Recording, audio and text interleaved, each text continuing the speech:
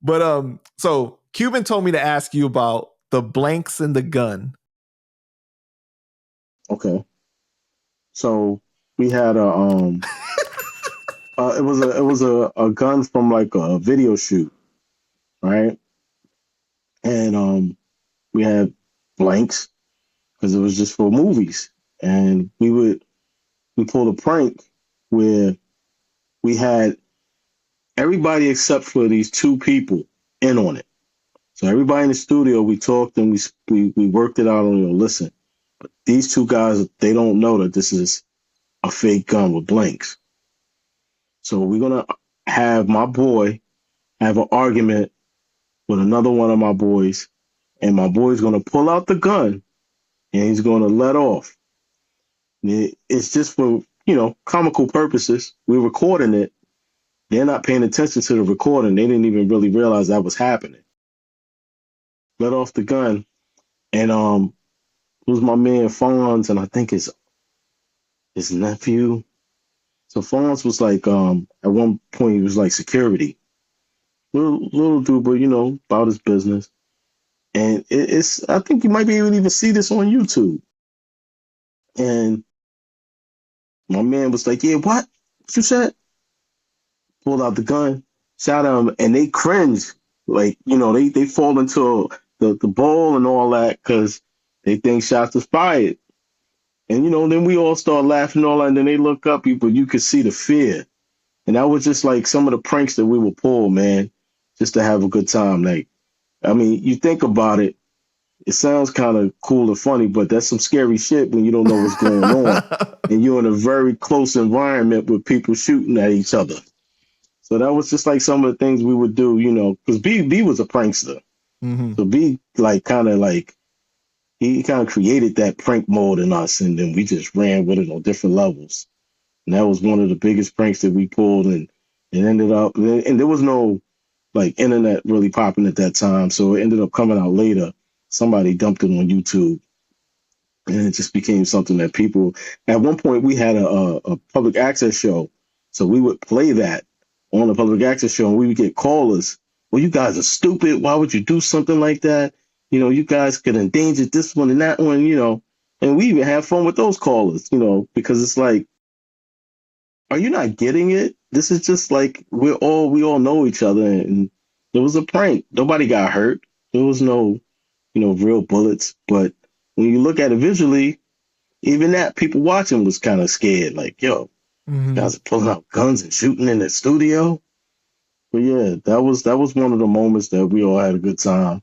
It was Cuban session, so it was all his peoples there with some of our peoples, and we choreographed it beautifully. Like, it was perfect, man. Everybody was involved except for the two people that didn't know what was going on. What's crazy is that when I interviewed Psycho Les, right, from the Beatnuts, he said that Pun used to do something similar like that, where like he'd have somebody balance like a fruit on his head or like an apple, and then like he'd pretend that he shot it, but like they would just like let the apple fall, and then he would, I don't know, put like a cherry or a grape next for the engineer and be like, "Hey, you next. We're gonna do this one." Yeah. Like something like that.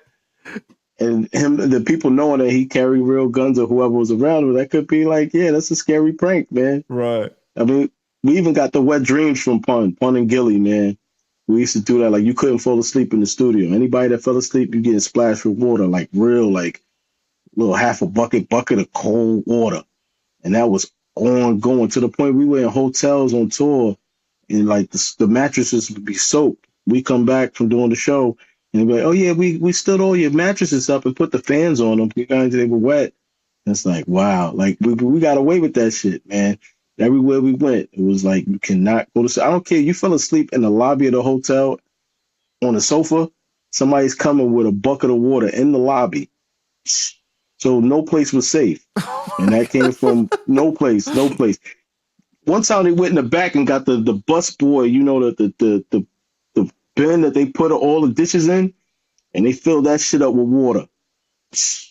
Right in the lobby, man. In front of everybody. Like, did you ever get Cuban? Asleep. Did Cuban ever fall asleep and you do that? Cuban was off limits. He could not get touched. He was a made man in our eyes. Like, yo, he's the artist. He could do whatever he wants. But everybody else was food. And I was one of the biggest culprits of getting caught, bro. Because, I'm working, I'm coming to the studio doing these long hours. So it'd be telling them, like, all right, let me take a quick nap.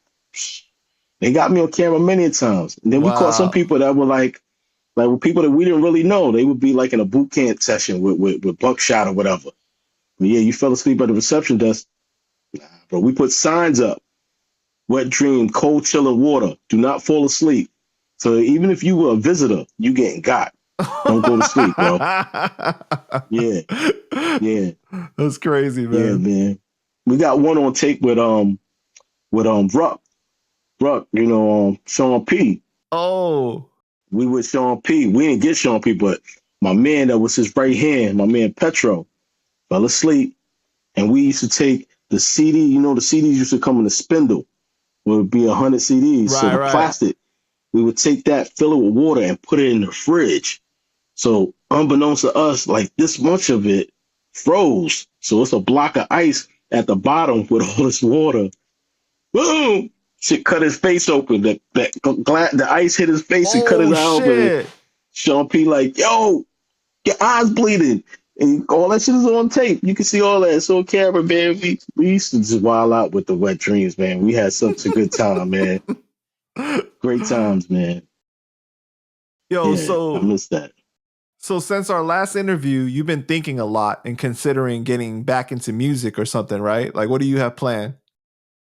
I don't want to speak too much on it because it's still in the works, but I'm working with my man, my man Focus. He got, Focus TV, and he's been traveling internationally for a few years, and he's somebody that I've known since high school, and we actually own studios simultaneously at the same time. I used to loan him equipment whenever he needed.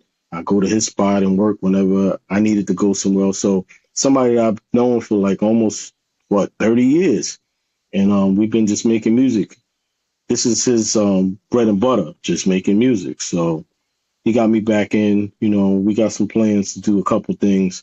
Again, I don't want to speak too much on it because I wanted to just do what it's supposed to do. But that's one thing, and it's going to be more internet friendly to say the Mm. least.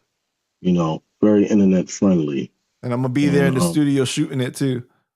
oh man, I can't wait, bro. I can't wait. We definitely going to collaborate once everything starts to roll. I definitely want to make some moves with you. You're Man, always I would part of the love that. family, and we're gonna do some things together, man. So Yeah, no doubt, man. time is here. We're gonna do it. Yeah, and we got to get Q there too. Oh yeah, for sure, for sure. And I ain't gonna fall Gotta asleep drag in the them out. studio. You good, you good, you good, you good, money. Don't worry. Yeah, All right, Smooth. I just want to thank you for your time, man. Is there anything else you want to say to the people before we go ahead and wrap it up? I just want everybody to take heed to everything we were speaking about. It's a lot of positivity in the conversation, and it's a pleasure to build with you, Panda. It's always a pleasure, and I appreciate your forum, and I appreciate your platform, everything you do, man. And we're gonna see more of each other, and we got some things coming. So just keep your ear locked. It's Smooth the Engineer and Panda Chop. You already. No doubt, man. I appreciate you, bro.